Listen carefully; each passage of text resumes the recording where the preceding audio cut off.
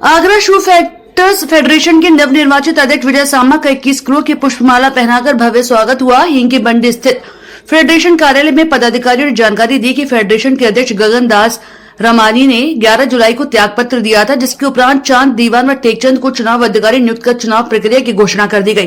15 दिन तक कोई अन्य प्रत्याशी न आने की स्थिति में 26 जुलाई को फेडरेशन के सभागार में चुनाव अधिकारी चांद दीवान व टेकचंद ने विजय सामा को निर्विरोध अध्यक्ष घोषित कर दिया। विजय सामा ने पूर्व अध्यक्ष गगनदास रामानी सहित समस्त कार्यकारी सदस्यों के प्रति आभार व्यक्त किया।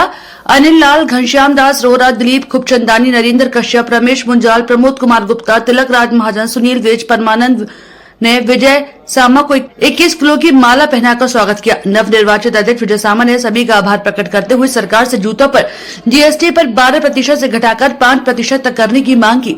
साथ ही 1 अगस्त से QCO क्वालिटी कंट्रोल ऑडिट लगाने का भी विरोध किया। ऐसा करने से आगरा शहर के छोटे छोटे कारीगरों के ऊपर रोजगार का संकट खड़ा हो जाएगा। आगरा शहर के लगभग 10 लाख लोग प्रत्यक्ष व अप्रत्यक्ष रूप से जूता उद्योग पर निर्भर हैं। विजय सामा द्वारा सलाहकार समिति का भी गठन किया, जो भविष्य में फेडरेशन के हित में नई कार्यकारिणी का प्रारूप और अन्य महत्वपूर्ण विषयों में फैसला ले सकेगा। कार्यकारिणी सदस्यों में अनिल लाल, घनश्याम दास रोहरा, प्रमोद कुमार, चांद दीवान, नरेंद्र कश्यप, विजय सामा को अपना समर्थन व आशीर्वाद देते हुए तिलक राज महाजन, अनिल लाल, जोगेंद्र लूथरा, रामनाथ डंग, चंद्रमोहन सचदेवा, अनिल मगन, शोभाराम पुरस्नानी ने स्वर्गीय राजकुमार सामा के संकल्प पर और मार्ग पर चलने का आशीर्वाद दिया। नहीं, ये तो फैक्ट है कि अभी BIS लगने से अभी जितना भी कुटीर उद्योग है यहाँ पे 75% कुटीर उद्योग है, 25% सिर्फ बड़ी फैक्ट्री है, तो वो तो पूरी तरह से अभी जीरो हो जाएंगी। और अभी गवर्नमेंट को क्या है, यहाँ तो जितने भी कुटीर उद्योग है कुछ इस तरह की अभी संस्था बना के उन लोग को अभी रेडी करना चाहिए और 1-2 महीने में उनकी मीटिंग बुलवा के उनको आगाह करके, ताकि हमारे कुटीर उद्योग खत्म ना होने पाए, क्योंकि इससे 3-4 लाख लोग आगरा के अभी जुड़े हुए हैं। 26/7/2024 को सभी बुजुर्गों के आशीर्वाद से एवं जनरल हाउस से सपोर्ट से सबने मुझे सर्वसम्मति से निर्विरोध अपना अध्यक्ष चुना। मेरी जो सबसे पहली प्राथमिकता रहेगी कि जो हमारा 12% का GST का कर है, उसको हमें 5% की मांग केंद्र सरकार से पूरी करवानी है और जूते को 5% के GST के दायरे में लाना है। दूसरा, जो MSME को लेके केंद्र सरकार द्वारा ये फरमान जारी किया गया है, ये बिल्कुल भी व्यवहारिक भी नहीं है और व्यापारिक भी नहीं है। मेरा पूरा संगठन और हम सब व्यापारी लोग इसका विरोध करते हैं और हर हाल में हम केंद्र सरकार से मांग करते हैं कि इस तुगलकी फरमान को वो वापस ले। ये हिटलरशाही नहीं है, ये प्रजातंत्र है। प्रजातंत्र में प्रजा के हिसाब से तंत्र चलता है, इस हिसाब से राजतंत्र के हिसाब से नहीं चलता है।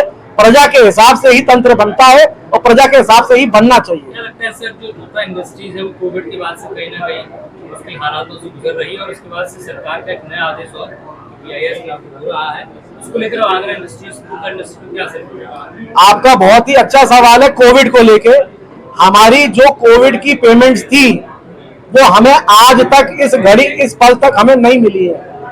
व्यापारियों ने उन पेमेंट्स को साइड में रखते हुए कहा कि आप हमसे नया कारोबार करिए और इस पैसे को अलग रख दीजिए, जैसे जैसे हमारे पास इंतजाम होता जाएगा हम आपको उस पैसे को देते जाएंगे। अब आप ये सोचिए, एक व्यापारी जिसके पास लिमिटेड कैपिटल है वो कैसे व्यापार को करेगा?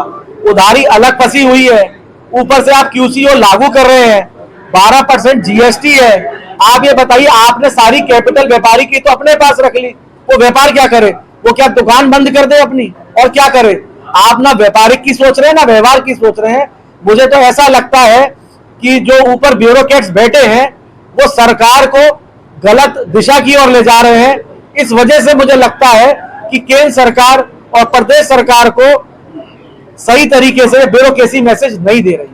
एक दौर था आर्मी में पूरे आगरा की सप्लाई हुआ करती थी, कम हुई है, कई महाजन के कारोबार तब बंद होने के कारण उसको दोबारा से करने आर्मी में फिर रास्ते मिले, उसके लिए क्या रहेगा? लगभग आगरा में 37 फैक्ट्रीज थी जो डिफेंस के लिए सप्लाई करती थी अलग अलग विभागों में, आर्मी से लेके पैरामिलिट्री फोर्सेस में। आज शायद आगरा में 3 फैक्ट्रीज या 4 फैक्ट्रीज मुश्किल से रह गई हैं जो सप्लाई कर पा रही हैं, और वो भी बहुत कम क्वांटिटी में। इसका बहुत बड़ा रीजन ये है कि कॉरपोरेट सेक्टर का इसके अंदर एंट्री होना।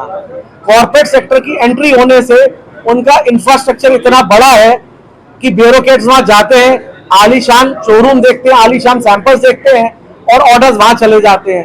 तो इस कारण से हमारा जो कुटीर उद्योग था, जिसपे बहुत बड़ी निर्भरता थी, आज वो सब बंद हो गए हैं। उन लोगों ने या दूसरे रोजगार तलाश लिए और कई लोग तो ऐसे प्रमाण हैं कि वो नौकरी करने पे मजबूर हो चुके हैं।